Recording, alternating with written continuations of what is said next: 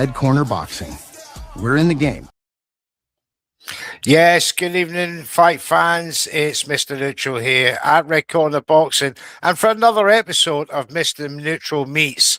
And I'm delighted to announce and to introduce to you the ex-WBO lightweight champion of the world, Mr. Jamel Herring. How are you, sir? I'm all right. I'm all right. Thank you for having me.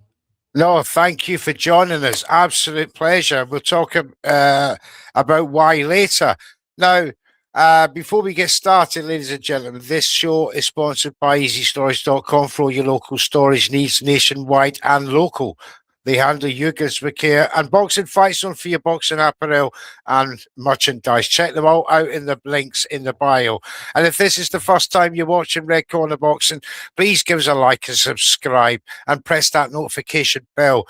We need the support. We love you all. Thank you for that. Now, Jamel Herring, Sergeant Jamel Herring, ex-Marine, ex-amateur champion, ex-lightweight WBO champion, and now YouTuber. It's a fantastic story, but let me take you all the way back to 2001. I think it was when you first started your amateur career before you joined the Marines. Tell me the motivations you had for joining the Marines when you'd already started an amateur career. I had a best friend that he passed away later on in life. Rest in peace, Stephen Brown. But he had joined in 2002, and he came back from boot camp, and basically, he motivated me to do something more with myself in my life. So, he and I looked up to him as a big brother at the time. So I just felt that I needed to do something with my life. I enjoyed boxing, but at the time, amateur boxing, it wasn't really doing much for me in terms of something I can live off of. But I just decided let's give it a try, and I tried it, and I never looked back. Never look back, indeed. No, the Marine Corps in the United States. It's got a hell of a reputation for gruesome training. Basic training.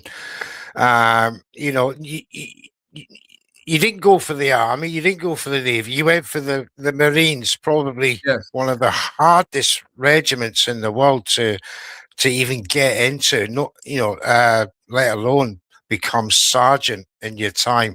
2 tours of duty. And your country must thank you every day for your service, sir.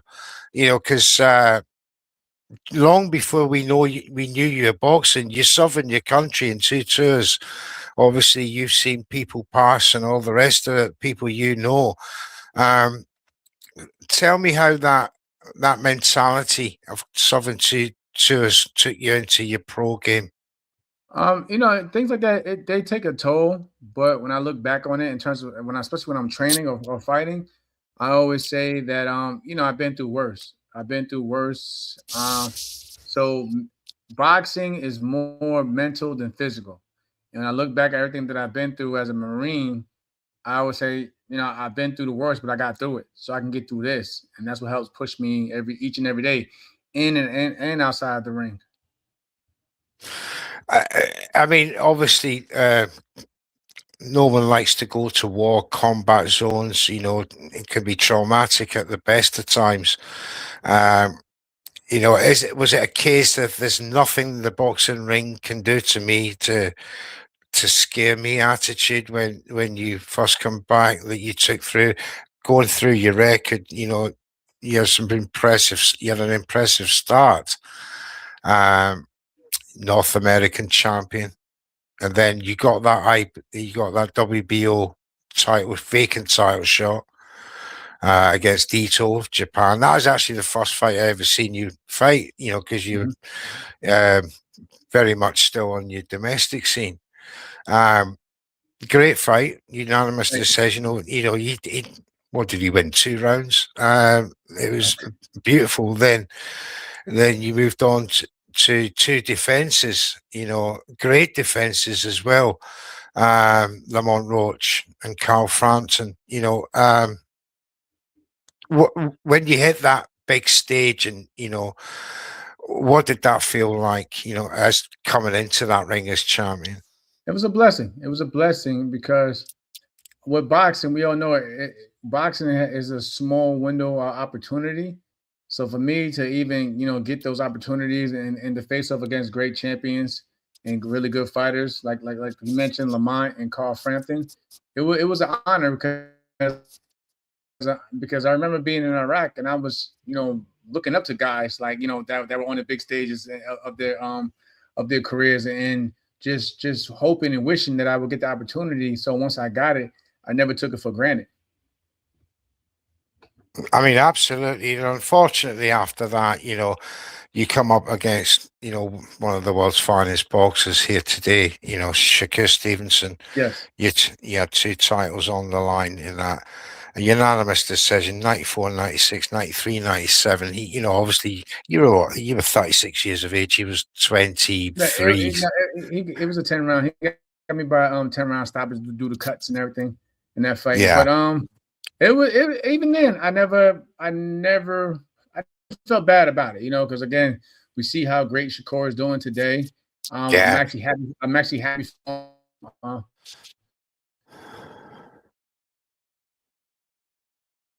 Really well in boxing and continue to doing well with boxing. So it was an honor to share the ring with him, and even now I still wish him the best of luck and I tune into his success today. Does it please you that he is doing so well and could be going up to Absolutely. a fourth weight? It would do, right. You were coming towards the end of your career there. Unfortunately, another loss against Jamil Ortiz. You come back strong at 131 pound against the TKO against Nicholas Molina. First round, fantastic performance.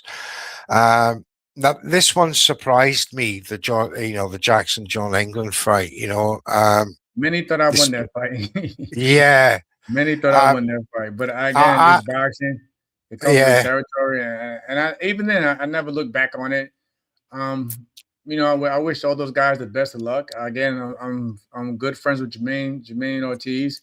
I would love to see him more active, of course, but I'm glad he's still pursuing his dreams. But again, I don't have any regrets with my boxing career, and I'm really happy to see these guys still continue to flourish and become better than they were yesterday. Absolutely, you remind me of Nigel Benn. He started his career off in the army. He boxed in the Marines, as you did, for your regiment. The soldier way he come on, rather like you. And I asked people the same question, that mentality of being in the field on tours, I would, suggest it gives you a stronger mentality than many people give you credit for. Now how hard was that to balance your boxing and the Marines at the same time? Did they give you, were they gracious with with time for you to pursue that before you went professional? Around that time there was a boxing team. So during my second enlistment, because I did 9 years in the Marine Corps. So my second enlistment, I spent majority of that time just honing and crafting my skill as a boxer with the All Marine Corps boxing team, and that actually is what got me to becoming a 2012 Olympian. I was the only United States Marine to go to London and represent the Marine Corps at that time. So I had a great time. Then I became one of the boxing team captains at the time. So that was a huge honor. And that mainly came to me due to my background as a Marine and showing leadership. So I had a great time. I trained on that team with Errol Spence, Marcus Brown, Jojo Diaz, Jose Ramirez, Clarissa Shields, who's doing phenomenal today. And the list just goes on. So I had a blast. I had a blast. Fighting along those men and women, Marlene Esparza, Queen Underwood, and I got the witness for the first time Katie Taylor win her gold medal. I was there in the arena that night when she won her gold medal. So I mean, I had a it was a great time, and even Anthony Joshua, and he's fighting tonight. So it's always great. It's always great to see the people that you fought or seen fight along your way as an amateur and where they're at today. So it's been a great journey so far. Yeah, you fought Daddy Jacobs in your amateur days, you know. I mean, I fought Josh Taylor a year before the Olympics, and me and Josh Taylor Yeah, we became great friends ever since then. So he's great, lad.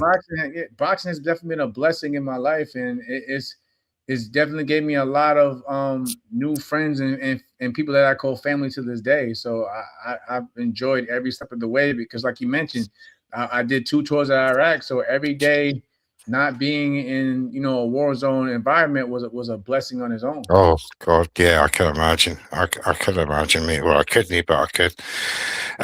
You know, see, it seems to me you're quite content with your whole career. What that you became a champion, you're recognised worldwide.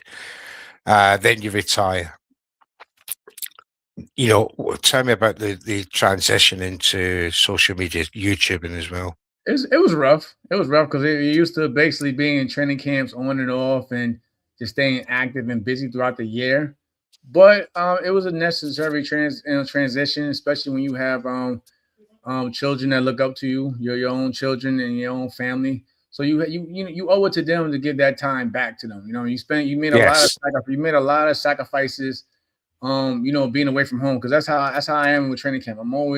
I prefer to be away from home just so I can solely focus on what's in front of me. But if I'm at home, you gotta take care, make sure the kids and everybody else are good, and it just takes away a focus at time. So again, the transition was rough at first, but I still had a lot of good moments just being a dad, just being a father. Yeah, absolutely. You know, you have to. You don't need you when the career's said and done. It releases time, doesn't it, for Yes, you to yes. give to dedicate to family that you couldn't previously. Camps, they just They're grueling. They're grueling. Camps are yeah. grueling. They kill family time, don't they, to an Yeah. extent, but it makes it all the sweeter, the return. Now, you got your show on. Is it right? You got a show on YouTube. Yes, the 10-8 podcast alongside my Send it- partner Norbs. We've been doing that since the beginning of the year. It's been fun. It's been and again, I enjoy it because I still can sit down and speak on the sport that you and I both Yeah, enjoy and love, which is boxing. So, and even between then, I've done commentary alongside with my mentor Christina Poncher, who's actually at the event tonight with Netflix and Anthony Joshua and Jake Paul. So I'm still having a blast, and it's yeah. always it's even great that you can still continue to be involved with a sport that's giving you so many opportunities. In fact, yeah, and big up to Christina Nobbs, fantastic commentators and content creators. But I have to ask you, the fans. What has shocked you the most about fans on social media? I think what shocks me most with fans on social media is mainly the opinions. The opinions. Some of them could be bizarre, but some of them could be very, very interesting. And I always love and respected the fans. I even to this day, we can always agree to disagree, and at the same time, we can still have fun and be respectable. But I think, like I said today, when today's world, especially with social media going on in the world, that fighters they are basically more in the spotlight than they were maybe in the 90s and early 2000s. But it's just an adjustment. But at the end of the day, I respect everyone for their opinion. As long as they're respectable, I have no issue speaking with the fans and sharing my knowledge and opinions as well with them. Yeah, exactly. And that's why you're in front of a camera, is Yes, to share that experience, share that knowledge, share the story, share the motivation, the grit, and what it takes to become a boxing champion. Yes, And if sir. they can't listen to people like you in front of the camera, they'll never appreciate it. Now there's many a great fan out there. I've met hundreds of wonderful fans who know Yeah. what they're talking about. There's a Yeah. few in our comment section right now, uh, uh, and they're great to talk to, and varied opinions, but they always have a justification for the opinions. I have found on social media uh, such strong opinions, but without explaining them. It's just, yeah, that guy's getting slept if he goes near that guy. Yeah. How, They're not you breaking, but know, they're not breaking it down. They're not giving you any boxing logic. exactly. And when good people like you come on and, give your opinion, um, you get that mixture of, negative and positive. But I Yeah. always laugh at how the negative ones go ultra super negative. How do you deal with that? Some just want a reaction. You gotta look at it. Someone just want a Yeah. reaction out of you. So you gotta just take it with a grain of salt. Even at times I've actually turned people that may have started out negative again towards me or with just spiteful into fans over time, because again we're all human. We and we can over time grow to have love and respect for each other. So I don't take anything personal. Ah, lovely. And that's where you should be, it's to just educate with, you know, that's what I try to do until obviously they get out of order. Then the Scottish comes out and me and Mark bring. I do have to apologise It's to all right. some of them afterwards. That's the way it is. But look, I hear a whisper that you might be going into bare knuckle boxing, Yes. Yes. following in the footsteps of Austin Trout and Paulie Malignaggi. Explain to me, brother. Come on. Let's see, Um, this is another part of your I just, grit I and just, I just, I just, determination. yes, I just wanted to take another path in life and just try something different. I've had many great conversations with my good friend Austin Trout. He's found a newfound life and success with the BKFC. Had to give credit. So I'm very happy to see what he's done with it. He's actually taken more of the boxing aspect into the BKFC rather than just the brawling and street fighting that people may confuse with at times.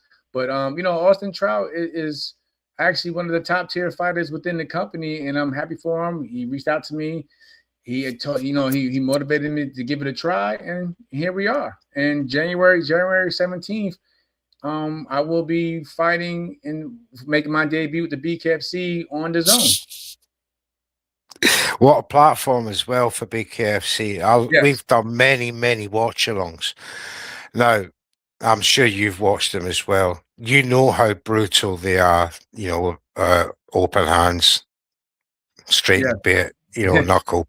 You see the damage, obviously, to Paulie Malignaggi. Don't come to England, right? And not be prepared to wait in a Oh 4-hour, man. bloody 6-hour hospital waiting I'm room. trying to avoid the Paulie Malignaggi Go route. I mean, private, my man. Go I love private if you Paulie. come over here. But what, I love Paulie, but I'm trying to go. I'm trying to avoid that route that he went in terms of making it that brutal on your body and stuff. But oh, yeah, wrong Paulie's a tough thing he guy. did. He's a tough I guy. mean, he could have jabbed his way through that. Now, Yes. tell Yes. me about this. How do you perceive what you need to transition from boxing to bare knuckle to see your way Study. through? You got to Come on, study. lay You it. got to study. You got to study. You got to study and understand the craft and the differences and the similarities between that and boxing as a whole. Again, like the clinching is different. They allow you to hit in it, like the clinching, which they I guess they call it as a reference in terms of dirty boxing. So you gotta, and the pace is faster because it's 2 minute rounds, but it's only 5 rounds. 10 minutes is 10 minutes of fighting rather than 12 rounds, 3 minutes, and so forth. But you gotta just be smart. You gotta be smart. You don't have again. You don't have gloves to really block. So you really have to be a little bit more agile on your upper body. A little bit more slick at times. Just to get out of harm's way. Yeah, I mean, yeah, absolutely. It's frenetic, fast paced. They rush at you. The arms are swinging. You know, s- the impulses are there to use your slip and move and counter and Yeah, come a little bit. You know, sometimes the accuracy goes because of the gloves. There's no yeah, gloves, yeah, and where you guys train to an inch with gloves, to get the true connection yes, without compromising your own space. exactly. Um, you know, have you the training? How different is it from? No different. No different. No No, different. If anything, I train out here. Right now I'm in California, Riverside, California, with Henry Ramirez. Henry's a very respectable trainer out in the States. We still I still train as a boxer. If anything, in terms of sparring, you may get bringing MMA guys just to get a little rough on the clinches. But again, the main objective to me is to stick and move, to be agile, to be smart, and not and take as less punishment as you possibly can by just being smart with your lateral movement and angles and things of that nature. So for me, it's still boxing. Like today, I just finished coming from training in the gym, boxing workouts, strength and conditioning, and just to get the body in shape, and we're just gonna go from there. absolutely brilliant. And I can't wait to see it. January the 17th. And where is it again? It'll be at the Mohegan Sun in Connecticut here in the States. Connecticut in the United States on the zone. Yes. Um, and that's going to be a fascinating journey to witness as well. We wish you the best of luck. Now, it's time to pick your brains, those Yes. fantastic boxing brains of Yes. yours. Right, let's talk about And I the appreciate state. everybody. I appreciate everybody out there on the other side of the planet, the other side of the world tuning in. I love you guys, and I always say I gotta come back. I gotta come back to the UK. It's always been my thing, so I have to come back to the UK. Carl Frampton instead says he owes me a pint, so I gotta go. I gotta go to Come Ireland as on, well. So I'm try coming get back. try get try get the pint of out of an Irishman in a Scotsman's pub is another matter. However, you know, we talk about these champions that are around today, like Shakur Stevenson. Let's talk about the lightweight division, your division, and the state of it Yes, right now. How disappointing is the Tank Davis, exclusion at this time right. from the lightweight division?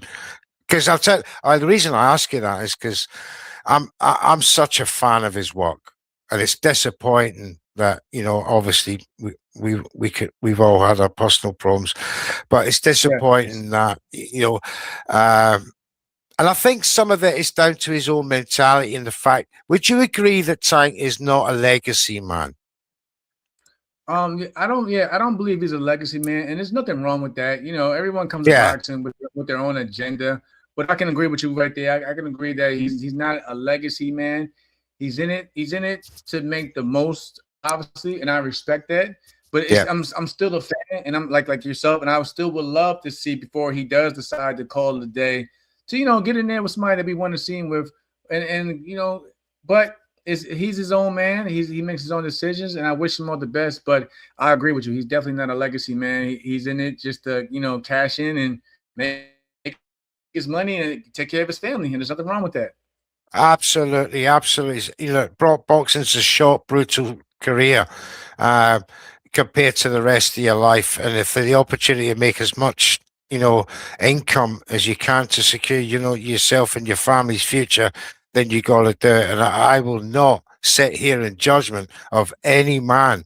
And there's many an income to be made from boxing maybe as a journeyman, maybe as an away round fighter, uh, as a gatekeeper. Oh, I don't like using that word, but we know who we identify them. There's all sorts of income paths in the world of Yeah. boxing, and Tank Yeah. Davis takes his path. But if Tank Davis was to come back tomorrow and say, "I want to fight," what's the ideal fight at lightweight with the best Um, contender? a lightweight, let's say if Shakur beats Teofimo next month, and he comes back down, that's obviously one of the fights that people want to see. I wouldn't even mind seeing him against Kid Austin, Kid Austin Floyd. Yes. I wouldn't mind even seeing that matchup. Give it a little bit more time. Allow Abdullah Mason, who had a great fight, with Sam Noakes. yeah, he had Sam is a hell of a fighter. Sam, I hope you're healing up well. I hope you come back strong. You definitely showed a lot of heart and craft in your fight. But again, lightweight division has so many great talents. But I get it. The people are so upset because none of these guys, they feel like, are fighting each other. So again, I would like to see that division start to heat up. It's like you see at junior welterweight, or even the super welterweight division at 154 pounds, that the guys up there in the stacked divisions. But again, I believe boxing is still in a strong place, but I would love to see a lot of the top athletes fight against each other. And I believe that Canelo and Terrence Crawford, who just retired, definitely lit a fire under the younger generation to basically want to get in there and test themselves, because again, we have another great matchup with Shakur Stevenson, and who's a good friend of mine, as well as Teofimo Lopez, who's another good friend of mine that's competing just to be the best. Absolutely. The kids who take up boxing go by who they see right now. The stars, the Shakurs, the Tanks, the Canelos, the Crawfords, the Anthony Joshes, the list goes on, the Inuis, lightweight division has sort of had an exodus of lately, with the Devin Haney's, the Teofimo Lopez's, Gary Anton Russell, he's going up as well. So the division is a bit stark at the minute. I feel it needs a Tank comeback. I do feel it needs a fight like a Tank Schofield. You quite rightly said, I think it's a bit too soon for Abdullah Mason. However, I get the feeling that if Shakur is successful at 140 pounds against Teofimo Lopez, and he looks good and he does a good job, I get the feeling he won't come back down, Jamil. I think he will. I don't know. I don't think, if anything, don't be surprised though if he goes up a weight class though for the Ben fight. And that mainly I guess depends on the purse. If we're being honest, it depends on the money, because a lot of these kids today, they go on for the biggest payday, which is not a problem. But I think that fight is solely based on payday, because it's not really much of a legacy fight. And there's nothing against Ben, but Shakur is still technically a natural lightweight. You know what I mean? But again, if Conor Ben decides to go a different route and faces off against the winner between Barrios and Ryan Garcia, then that's another good matchup as well, between that trio. Now, it's funny you mentioned Conor Ben, a much vilified and hated boxer on these shows. Not by all. Obviously for his past misdemeanors, allegedly. Yeah. How do the American market view Conor? Do they like him? I believe we're all on the same agreement, if I'm being honest. From the States to overseas, Conor Ben is not the most liked individual, but when he gets in the ring, he does bring entertainment, even outside the ring. Whether it's controversial or not, he does have people glued in and tuned in. But yeah, I can agree with you. He's probably not the most liked individual over here in the States as well. Yeah. There's a few comments coming in that are not very not flattering for Conor. However, it is what it is. He's come back. He's had numerous of fights, 2 fights against a middleweight. How much of a threat do you think he is to the welterweight division? It all depends, because I'm pretty sure we can all agree that we still feel like he hasn't been really tested as a welterweight, but yet he's getting a huge opportunity, being the number 1 contender by the WBC. So we really won't know until he's tested. But I believe, even if he somehow was able to get the WBC title around his waist, I still think it's a great look for the United Kingdom, in my opinion, in terms of bringing another champion back overseas. So I can respect it, especially if he goes out there and actually beats a legitimate champion. But that's where the legacy really starts from there. That's when you okay, you're a champion, but now let's see how you carry yourself as a world champion. Who are you fighting? What big fights are you making? Are you unifying the division? Are you going up the division to face off against other champions at 154 pounds and so forth? So I think that's when everything really starts to kick in. Once you not just winning the world title, but how you represent the world championship and who in the competition that you add to your resume. Do you feel that if Conor Ben does become a world champion, does he start his own legacy in his own name and not, as somebody has put in the chat, that lives off daddy's name? It all depends because if we can go look back, Julio Cesar Chavez Jr. was a world champion as well, but he still gets he still gets compared to his father, and because his championship run doesn't nowhere near compare to his father's legacy. So if anything, he still has an uphill battle. He's gonna have an uphill battle either way. But if he doesn't win a world title, most will definitely feel like it was a complete fail and a complete loss in terms of legacy. Yeah, I get it. How much of it is a stigma do you think that being the son of a legend actually is to the juniors of this world? It's hard. It's hard. I mean, we just seen Shane Mosley Jr. Take a loss to Jesus Ramos a couple of weeks back. Yeah. And again, I'm a good friend of Shane Sr. and Shane Jr., but it's hard to fill in those footsteps, and especially if you don't even get to the title at all, or even show a glimpse of what your father is. It's a hard road for these kids. Yeah, and you got to have a certain amount of sympathy, because I thought Shane fought really well against Jesus Ramos Jr. I thought he was really good, and he looked nothing like his father in reality as a boxer. But however, he showed heart. He showed heart, and I do sympathize. And the same with Chris Eubank Jr. Same with Conor Ben to an extent.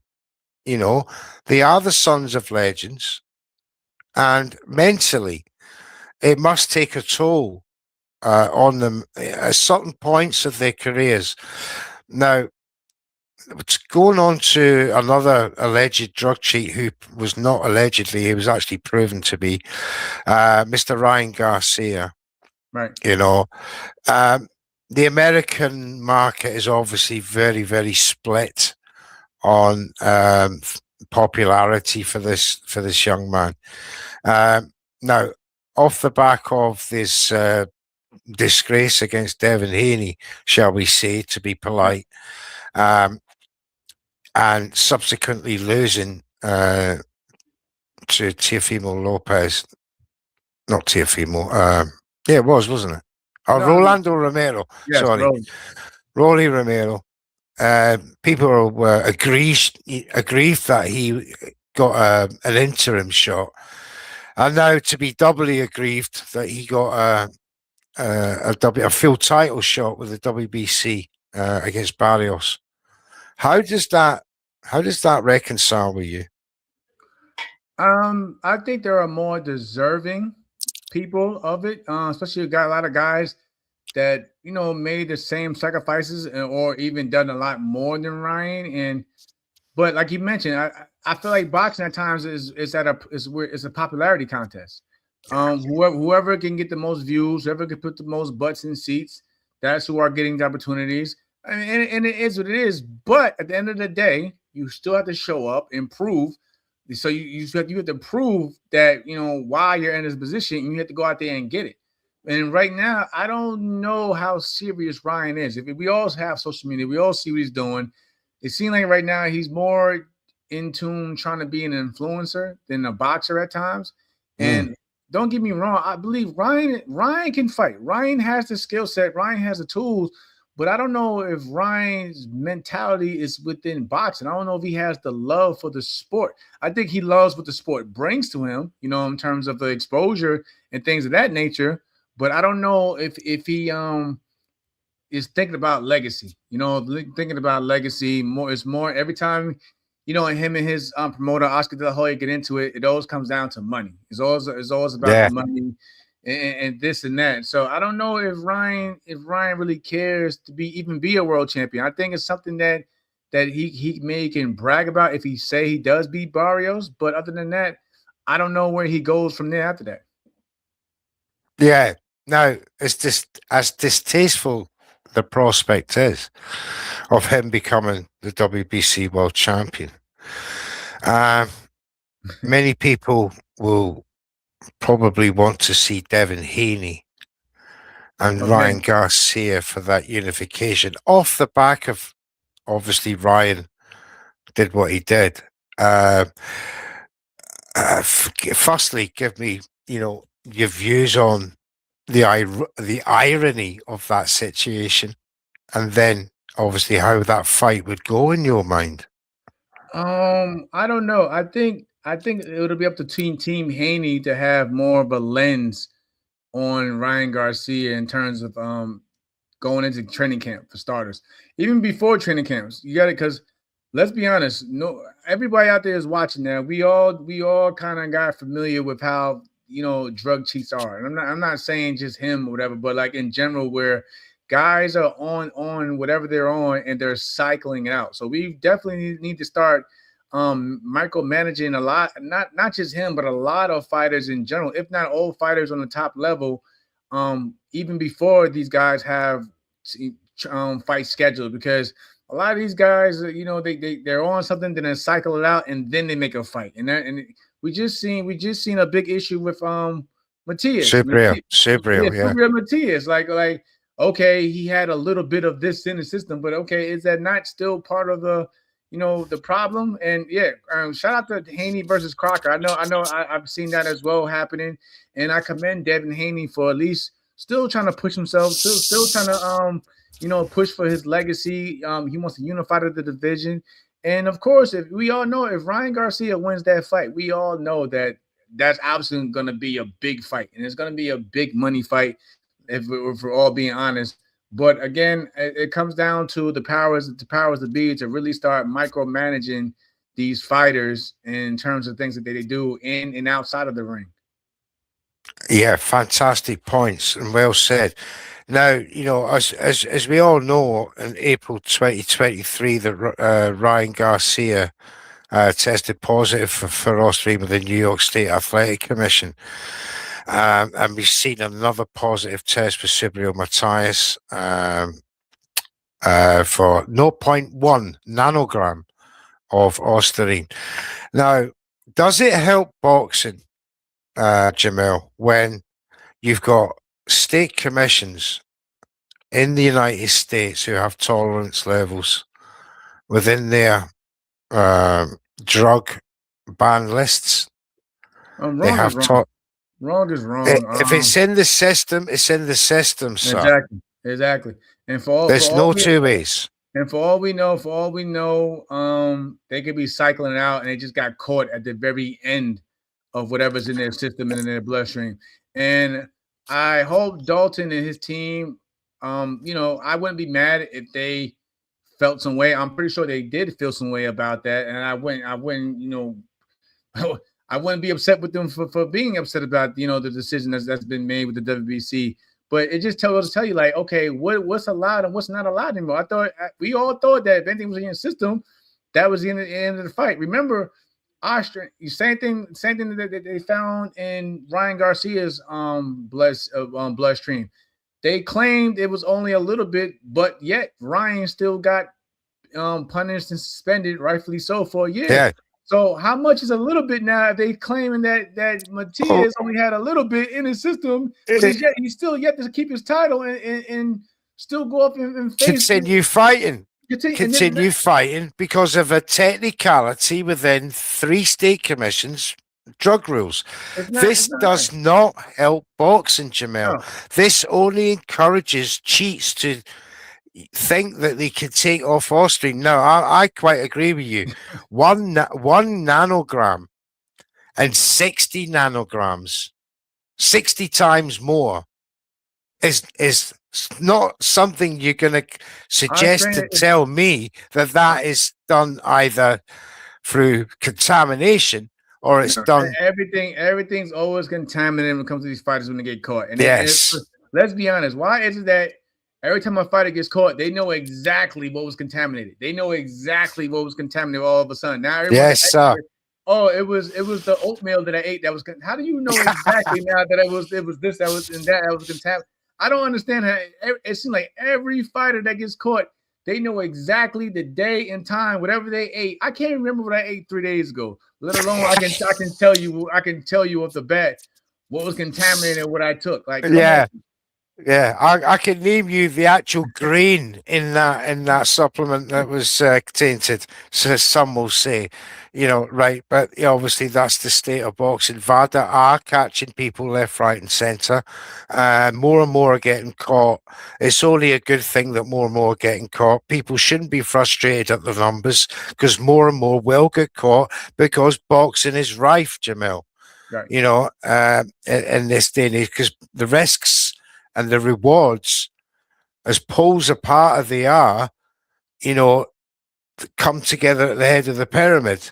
Some will take that risk to get the reward, and until they get caught, it's the boxing system of only testing world championship fights in some states and in some sanctioning bodies, even in Europe. It just takes the credibility away from certain boxers, and Cyprian Mateus, in my eyes, is as guilty as anybody. But let's move on to some predictions now. Terence Crawford recently announced his retirement. Firstly, Jamel, what was your Yes. first reaction to that? I wasn't surprised. Terrence is a good friend of mine. Terrence is actually one of the guys that helped me become a world champion. Trained alongside with him, Brian Bull, Matt McIntyre, Red Spikes, Esau Dieguez. So I know that camp fairly well, really well to this day. But I wasn't surprised, and I think it came down to, like we mentioned just a minute ago, cheating. Because not him, but the Janabek situation. Janabek. Yeah. Remember this. He was aiming and talking about going down to 160 and fighting him for the middleweight, for the undisputed middleweight crown as well. And then boom, he gets busted. So that plan goes out the window. The Canelo rematch, it wasn't happening this May. Canelo wanted to wait till September. And let's be honest, Father Time waits for nobody. And I don't think that Bud wanted to sit around and wait that long for a rematch. So he kind of the fire kind of left his belly, and he said, "Okay, you know what? I've done enough. I've accomplished many goals. 5-division world champion, three-time undisputed world champion in a 4-belt era. So I mean, I wish him well. But if I'm being honest, also maybe it's gonna take a huge payday, to bring him back, like we've seen with so many others. But in terms of his legacy, I think his legacy is cemented. He'll and we all know he'll definitely be a first ballot Hall of Famer. I think there's only one boxer who could tempt him out of that situation. G Paul 2027, right? Jamil, quick fire questions. Your hardest ever camp?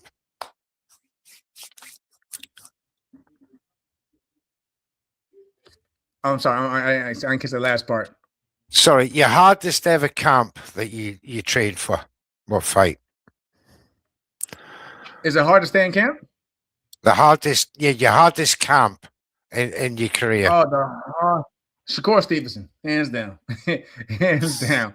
The Shakur Stevenson fight was probably the hardest camp, because I knew how good he was, and I think I overdid it, because instead of 8 weeks, I actually did like a 10-week camp, and I was just going at a crazy pace, because I was thinking, like, this guy is so good. I have to be at my best, but I was beating my body up. But commending on Shakur, He did what he had to do. I respect him. I got a lot of love for the kid, but I would say that's probably the most hardest, grueling training camp because I just knew how good he was, and mentally I was like, I have to be ready. I have to be ready, but I probably overdid it just a tad too much. But again, score that dude, and there's no excuse. I believe that even if I did probably a regular training camp, just have the skill level and the skill set of Shakur, he probably still took my title that night anyway. So it's not like we're making an excuse for the extra 2 weeks. But overall, that was definitely one of the hardest training camps. And maybe second, the Masahiko Ito training camp because of my first world title opportunity. So, like I mentioned earlier in the show, the window of opportunity is so small that you have to, you don't want to leave any stones unturned. So that was definitely another hard training camp for me, but it paid off and I became a world champion and I moved from there and we all seen what happened from there. You certainly did. It takes me on to the next one, your favorite arena. My favorite arena. That's a good one. I think in terms of the states, maybe Madison Square Garden because that's when I grew up in New York, obviously, of course. So I always love to see fellow New Yorkers come out, but I was actually looking forward to going to Belfast. I'm not going to lie to you. I wanted when I had to fight with Carl Frampton planned before the COVID-19 pandemic hit. I wanted to go to Belfast. I actually then it was supposed to have got moved to the UK, so I was fine with that as well because I always promised my friends and fans in the UK that I would return. So I wanted to go to the UK because I just have a huge, tremendous respect for boxing in the UK because I mean, let's be honest, if you do your homework, that's where the sport really originated at. So I always give a huge amount of respect to everyone out there in the UK, and I always say they have the best fans, which they do. Because I mean, again, let's be honest, the Ben and Eubank fight, it wasn't a world title fight, it wasn't a but again, the fans still came out in thousands to support their men. So that's what I love about the United Kingdom, and I really hope maybe even in the BKC if I want to return to the fight out there because I had a blast during the Olympics. I had a blast. London. Yeah, even a few months ago, I even got a call to face up against Harlem Eubank in the UK, and I wanted to jump on an opportunity just to get back to the UK, but things fell apart. That fell apart, so wow. I missed my shot of returning to the UK. But that is one of my still one of my goals to definitely return to the United Kingdom to just basically to face off in a professional outing. You'd be very much welcomed over here, my man. I'm telling you right now, the British public love champions, especially champions who are humble as well. Now, talking to the UK tonight, we've got Anthony Joshua versus Jake Paul. You've probably had much to say and much discussion over the last couple of weeks with your fellow compatriots on your side of the water. Tell me about what they think of Jake's strategy, not only in the ring but out the ring. And Jake has a set of balls on him. Yeah, I give him that. But I am 100% an Anthony Joshua guy. I don't listen. Anthony Joshua I don't care what people think of him now in his career. I do not care. Anthony Joshua is a gold medalist. He is a multi-world champion. He has faced the best. He has packed out arenas. And let's be honest, when the last time we had a so-called exhibition matchup with Ngannou, we seen how fast that ended. And Ngannou was a real fighter. I'm not saying Jake Paul's not a real fighter. Don't get me wrong, Jake. I respect you, my man. But these are guys that have experience under their belt. So yeah, I respect you, Jake, because it takes a real man to get in that ring. Any night of any day of the week, it takes a real man to get in there. And I commend Jake Paul for taking that fight. But if I was a betting man, I'll put the house on Anthony Joshua. I don't care. People think it's scripted. And this is why I don't believe it's scripted. Because again, Anthony Joshua is in the driver's seat to potentially fight another respected fellow countryman, which is Tyson Fury.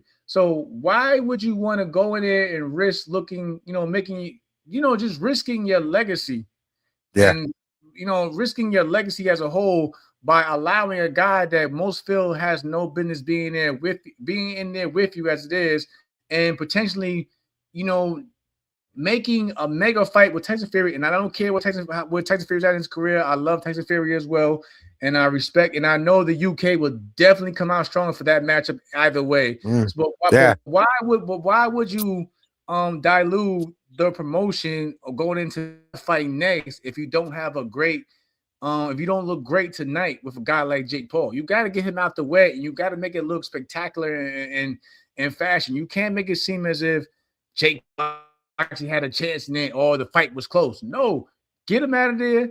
Let's get back to our regularly scheduled programming, which is, thank you, Wembley.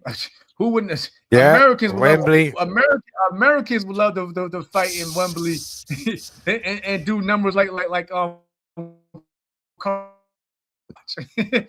Yeah. So again, why would you want to play around with your food? Yeah, I'll come back to that in a sec. I just wanted to have an off-shot question to you about that.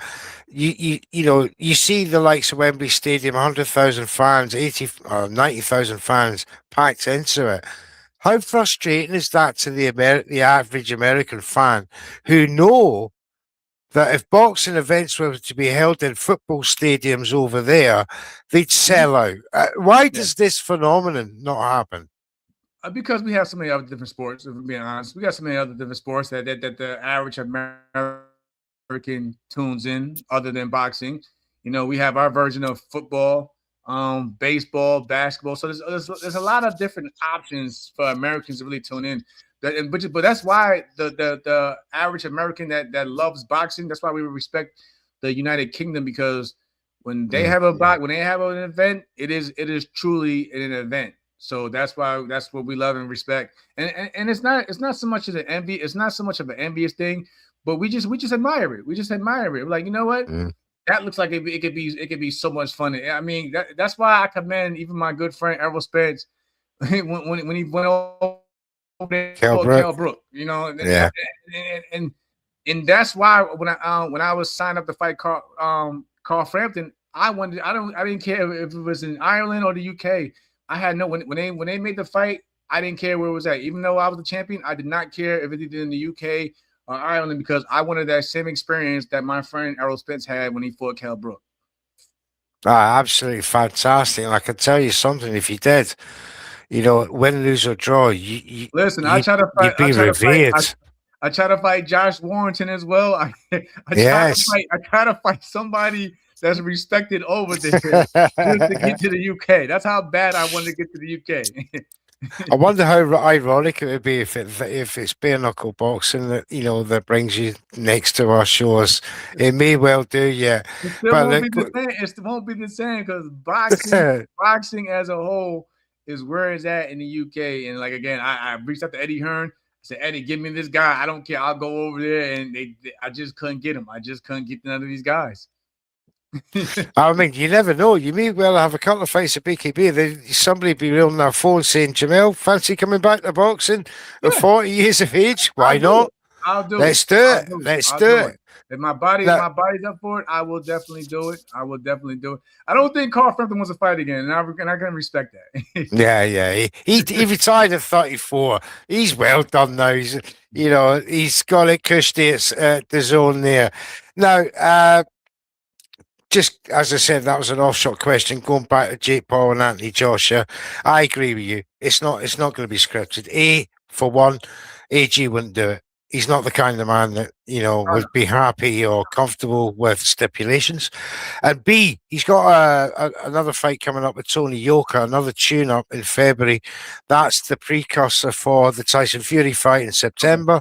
Right. So I agree with you. Get in there, tidy night's work. Goes home a bit richer, everyone's happy, and I will come back to Jake Paul and just come off the back of what you said, and I'll reiterate, fantastic job just to get Anthony Joshua in that ring. That's his victory.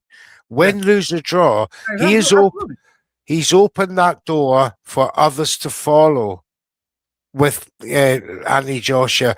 You get the British hardcore who worry for Jake Paul's life. I personally think, I think Americans he'll have it. Americans are worrying for Jake Paul's life.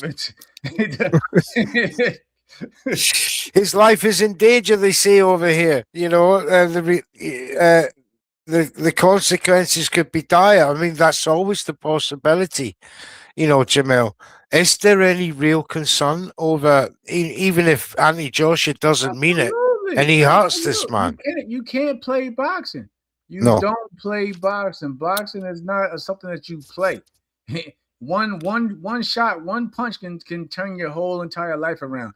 God forbid that happens. But again, Anthony Joshua, his jab alone is he's a dangerous man. He's a dangerous man. And I don't see, after watching every press conference, I didn't see any signs that Anthony Joshua's coming to play around. He's not with the antics.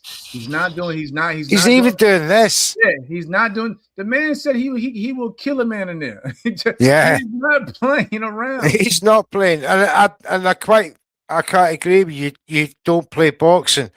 I think Jake Paul's been playing boxing for 5 years.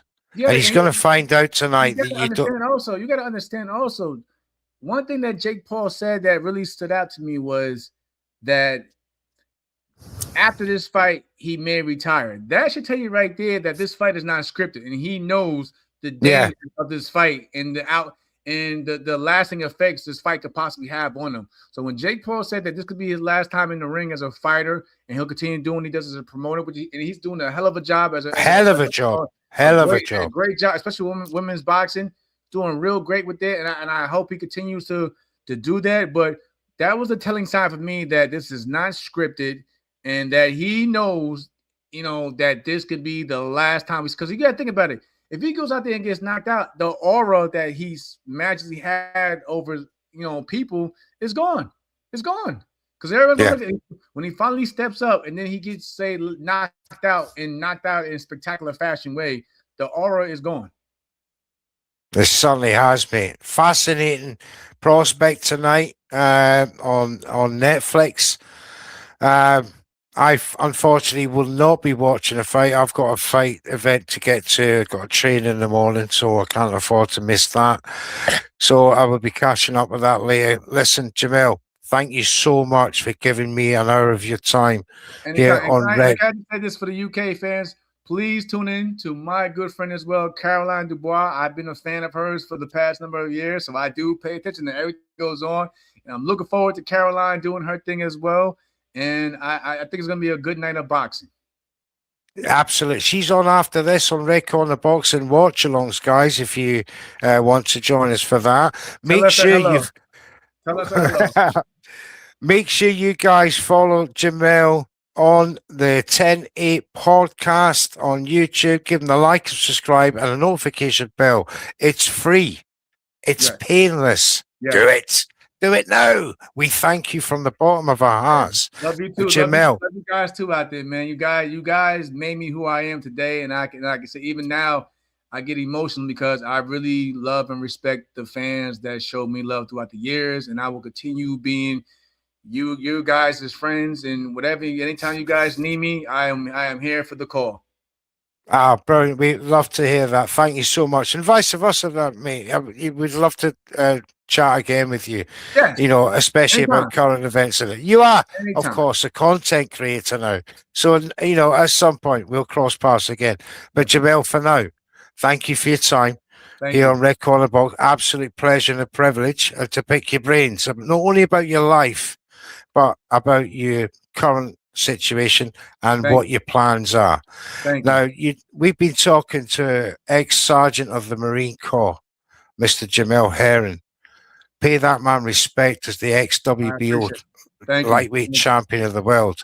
And it's guys like you that gives us fans nights of history and memories. This show is sponsored by EasyStories.com for all your local and nationwide needs. And of course, Boxing Fight Zone for your boxing merchandise and apparel. I'm Mr. Neutral. That's been Jamel Herring. We'll see you next time. Bye-bye. I'm moving. I'm going. I can't stop. motion. I'm moving, moving. I'm going